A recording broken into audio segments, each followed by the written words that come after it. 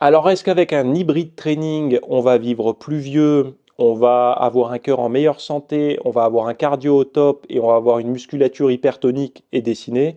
C'est ce qu'on va voir dans cette vidéo.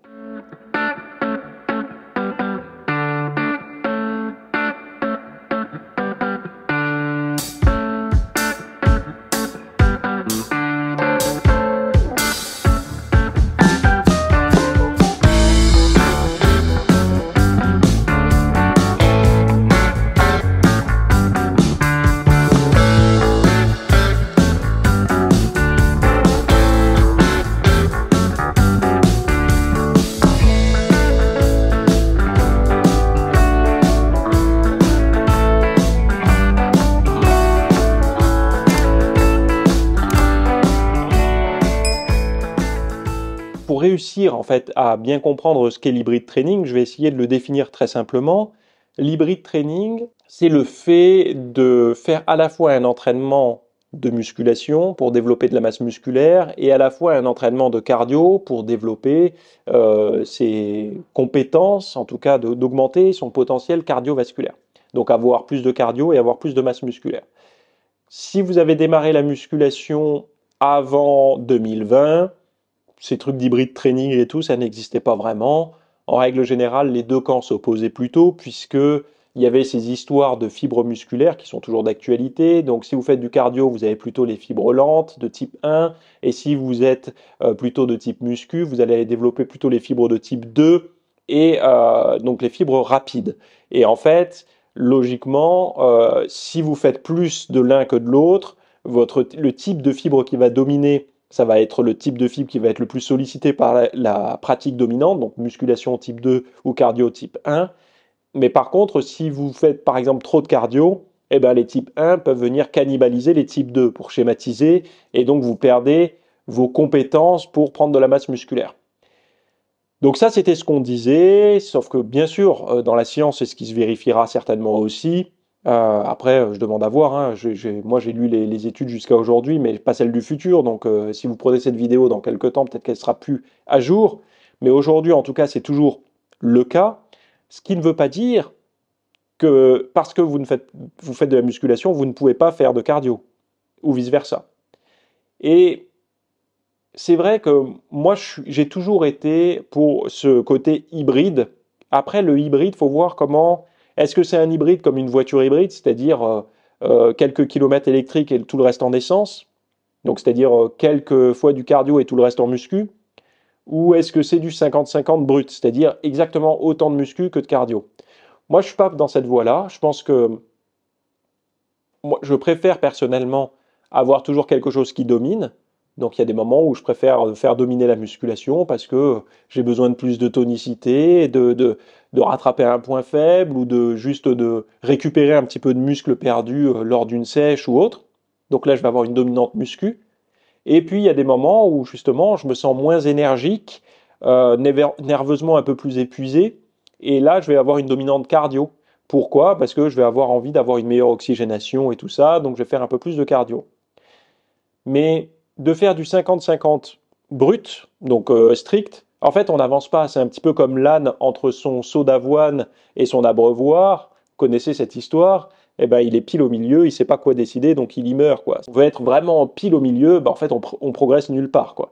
Donc, il faut toujours pencher un petit peu d'un côté ou de l'autre pour orienter et progresser. Après, c'est une très bonne chose de faire 50-50 les deux, hein. C'est-à-dire qu'une personne qui fait rien aujourd'hui, elle se met à faire 50% du cardio, 50% de la muscu, ça va être génial.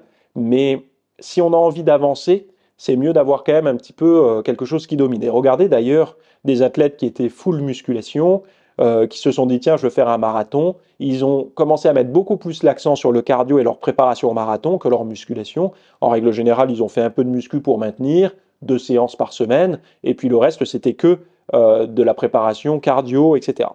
C'est la même chose si un athlète d'endurance se dit tiens, je veux faire une préparation de concours de bodybuilding, eh ben, ils vont dire bon, je garde une sortie longue par semaine, ou deux par exemple, une courte et une longue, et le reste du temps, 3, 4, 5 séances par semaine, je vais faire de la musculation. Donc il va faire dominer la muscu. Après, l'hybride training, les gens pensent beaucoup, alors moi je fais de l'hybride training, hein, si c'est le terme à la mode, du cardio j'en fais, de la muscu j'en fais, Et les formes de cardio sont diverses et les formes de muscu sont diverses aussi. Donc j'ai dans les entraînements que je fais de muscu et de cardio, j'ai aussi de l'hybridation. Donc je suis vraiment hybride de chez hybride. Sauf qu'il y a beaucoup de personnes qui n'ont pas envie, par exemple, moi tous les week-ends je vais courir, dans la semaine je fais des entraînements HIIT, enfin voilà, tous les gens, tout le monde n'a pas envie de faire ça. Il y a des gens qui aimeraient à l'intérieur du même entraînement avoir et du cardio et de la muscu. Là c'est pareil, il y en a qui vont les décourager tout de suite, leur dire ça sert à rien. Ben non, ça sert pas à rien en fait. Ce qui sert à rien, c'est de rester dans son canapé. Tout ce qui va mettre en mouvement est mieux que rien. Donc si faire par exemple du cardio pendant vos temps de repos, et ça il y en a qui sont en train de se dire mais attends comment on fait, j'ai un programme où justement je vous explique tout ça, de comment faire du cardio à des moments, etc., des moments clés, pour justement euh, mélanger ces deux choses-là. Alors évidemment, c'est pas la méthode la meilleure si vous voulez pousser 150 kg au développé couché. Mais par contre, ça peut vous aider à faire un vrai hybride training et quelque chose qui fonctionne plutôt pas mal, quoi. Moi, je sais que je me suis entraîné comme ça pendant 2 mois d'affilée. Et honnêtement, au niveau de la masse musculaire, j'ai rien perdu. Donc ça m'a permis de maintenir ma masse musculaire. Par contre, ça me permettait de faire pas mal de cardio dans un temps similaire à ma séance de muscu, mais il faut pas faire n'importe comment. Donc je vous mets le lien du programme d'ailleurs en description si vous voulez aller voir, quoi. Alors, il faut savoir une chose, c'est que l'hybride training, j'ai récupéré une étude récente sur le sujet qui explique qu'on n'est pas tous égaux. Je vais vous lire le résumé. Donc, l'entraînement physique améliore la condition physique des adultes plus âgés, mais chacun réagit différemment. Une étude menée auprès de 175 participants âgés de 40 à 67 ans, alors c'est pas beaucoup 175 participants, mais c'est déjà pas mal. Alors ils ont mesuré les effets de l'endurance, de la musculation et d'un programme combiné sur l'oxygénation et la force musculaire. Les résultats montrent une forte variabilité individuelle. Donc certains participants ont doublé leur capacité aérobie, tandis que d'autres ont même régressé. En musculation, la progression allait de moins 12% à plus 87%. Environ 50% des sujets n'ont amélioré ni leur endurance ni leur force de manière significative après l'entraînement combiné.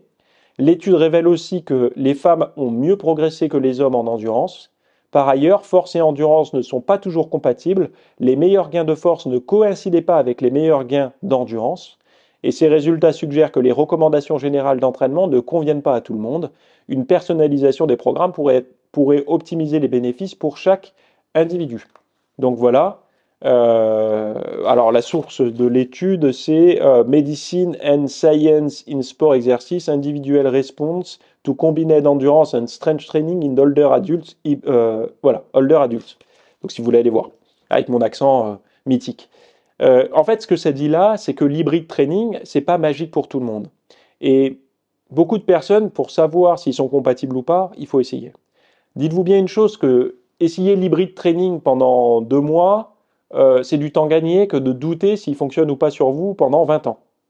Donc essayez, voyez si ça fonctionne ou pas. Vous le verrez très vite.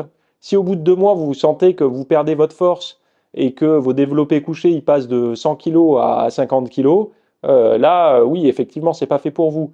Par contre, si vos charges ne changent pas, voire progressent, et que de faire du cardio en plus, vous sentez que ben, votre rythme cardiaque au repos, vous êtes plus entre 40 et 50 qu'entre 60 et 80. Vous sentez que ben, votre course à pied, par exemple, moi qui cours pas mal, j'ai vu quand j'ai démarré.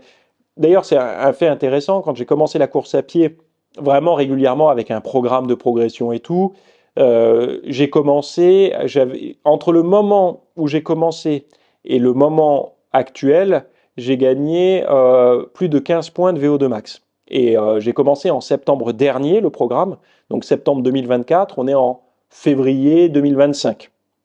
Donc ça fait pas beaucoup de temps et j'ai gagné beaucoup de points.